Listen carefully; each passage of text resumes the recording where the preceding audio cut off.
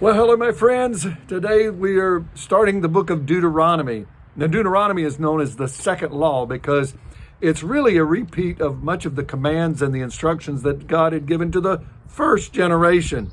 But this is now for the next generation that's coming up. A number of years ago, when my oldest daughter was young and she was trying to read the Bible, the Old Testament through rather, she said, "Dad, you know what?" She said, "If those Israelites would have been obedient the first time, we wouldn't have to read the book of Deuteronomy." And I thought to myself, exactly, that's exactly right, because the book of Deuteronomy is really a repeat of some of the instructions for this new generation. And if they listened the first time, we wouldn't have had to repeat it. But chapter number 1 is basically a quick review that Moses is giving of the first 2 years.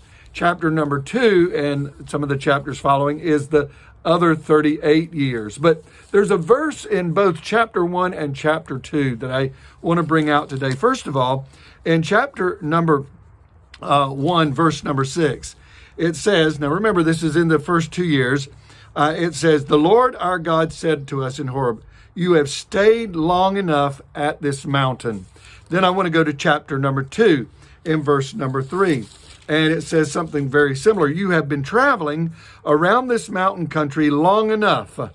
Turn northward." Now, here's what I think is important for us to know today, is that sometimes we have to wander in the wilderness. Sometimes we go through difficulties. Sometimes it could be because of disobedience, or it could be that God is just trying to teach us some things and we have to go through some tough times. But He's not going to leave you in the wilderness. He's not going to leave you where you are.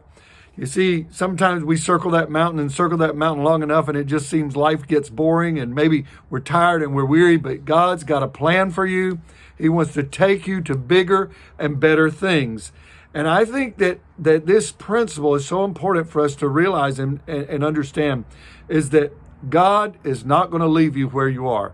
He's going to take you away from that mountain, away from that place of boredom, away from that place of discouragement or frustration, and He's going to lead you to another place. He said it both in the first 2 years, and He said it also in the last 38 years. He said that. You've been around this mountain long enough. It's time to move forward. And so, friends, I want to encourage you. I don't know what mountain you've been circling and what frustrations you've been having, but I want to tell you, you've been around it long enough. God's going to take you forward. God bless you. Have a wonderful day. Bye-bye.